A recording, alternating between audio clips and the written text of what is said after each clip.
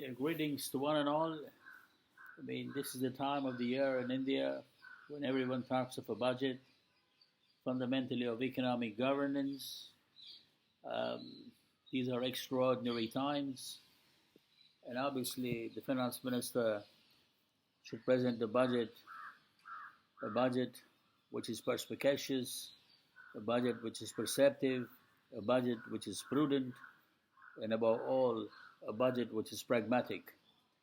Now, fundamentally, uh, uh, there are seven major areas where she should work on. The first, of course, is the albatross of India from independence, inequalities. And COVID has exposed the inequalities more than ever before. So she will have to provide for tax breaks for SME entrepreneurs, for the marginalized sections, create healthcare benefits, provide a lot of subsidies in those areas, ensure helicopter money is provided for, simply because it will be an attempt at bridging the inequality divide.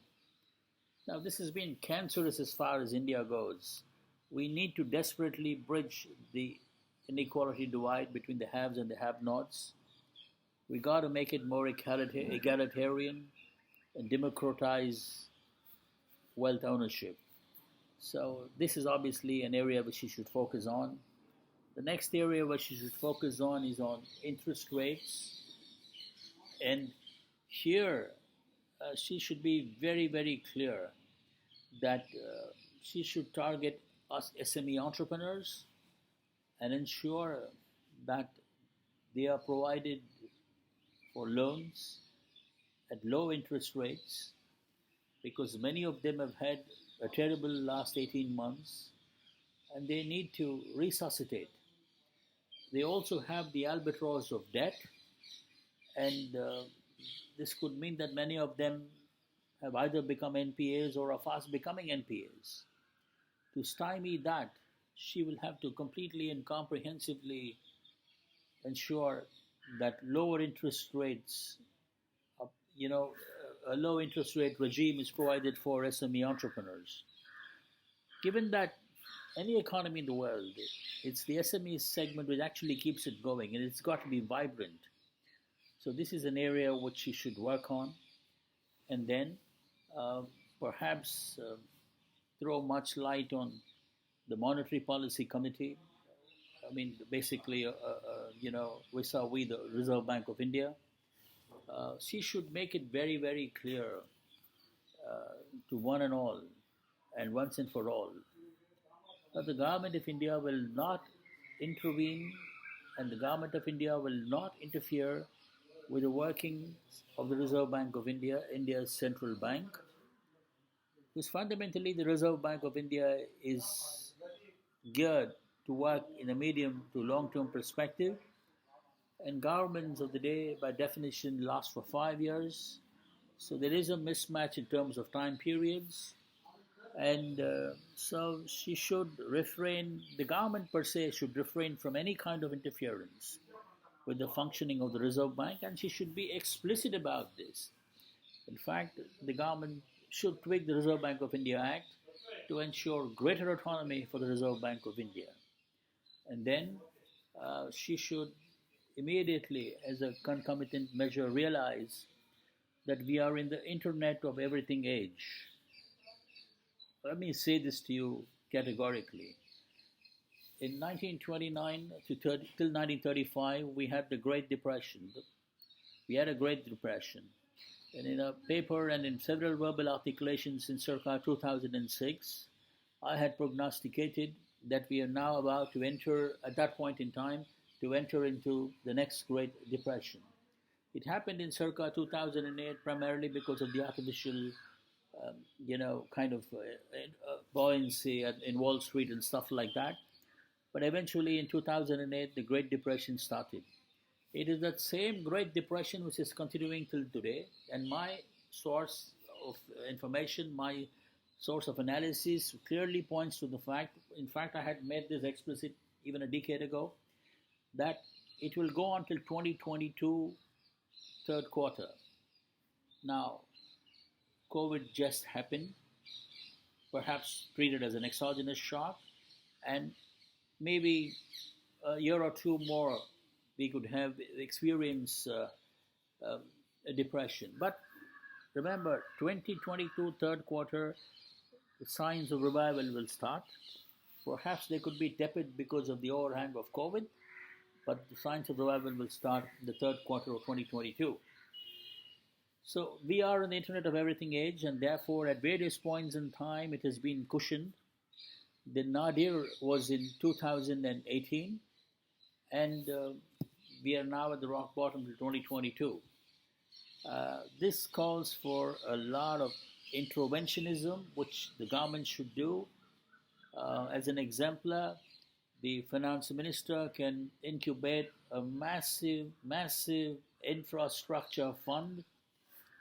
In fact, the government can raise money from within and from overseas as well, float infrastructure bonds, and ensure that money is provided for at a much lower rate, because this would ensure that there is interventionism. As an exemplar, we have several infrastructure projects in this country. Now, these projects can be given to competent entrepreneurs and first generation entrepreneurs, so that over a period of time, aggregate demand will be enhanced. So, interventionism is one of the finest tools in a depression. In fact, the great theory of John Maynard Keynes in 1936 was all centric to this. He simply stated that during a period of war, if the government were to spend in defense production, it will eventually enhance aggregate demand. It's a similar situation now. We are facing turmoil in both the geopolitical and geo-economic realms worldwide, and we are in a Great Depression.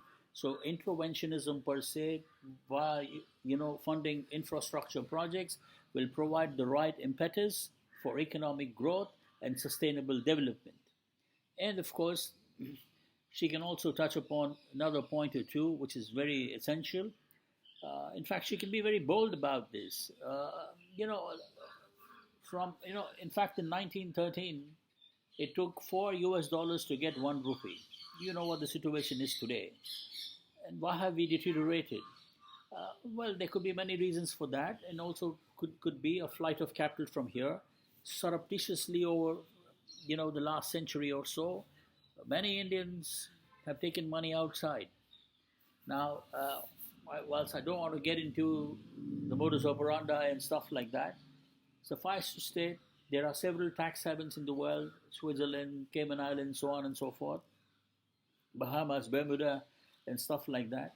So, and of course, with this whole issue of Swiss bank accounts from 47 till now, every politician has been talking about it. Nobody has been doing anything concrete, has done anything concrete about it.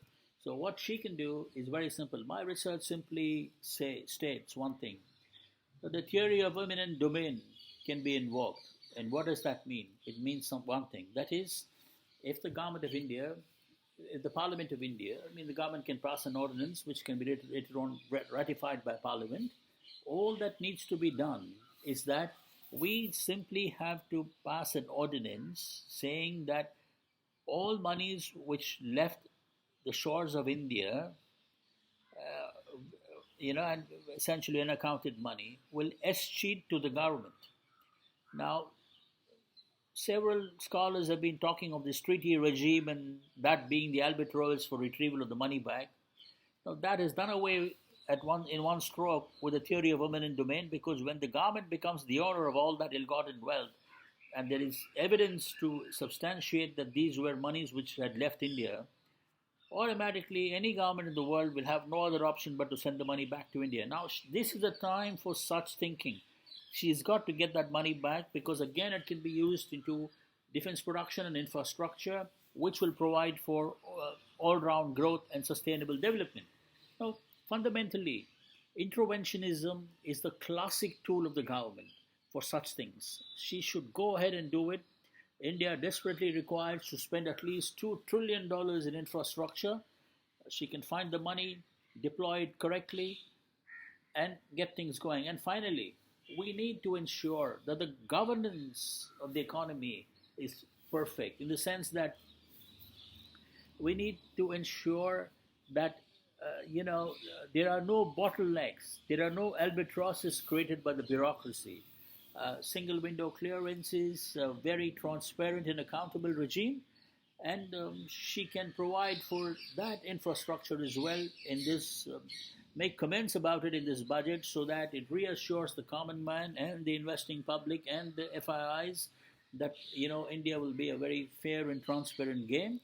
And once she does all these things, you can take it from me, just the $2 trillion for infrastructure would firmly position India in such a way, it would be so firm, our economy, over a period of 2 to 3 years. But by 2028, we'll be a $5 trillion economy. So many million jobs will be created, and India will be back, to on its way to being the numero uno country. And in that kind of traction, say from 2028 to 2035, if we continue with that traction, growing year on year at 10%, we'll soon be back to being the numero uno nation amongst the committee. Thank you so very much. Jai Hind.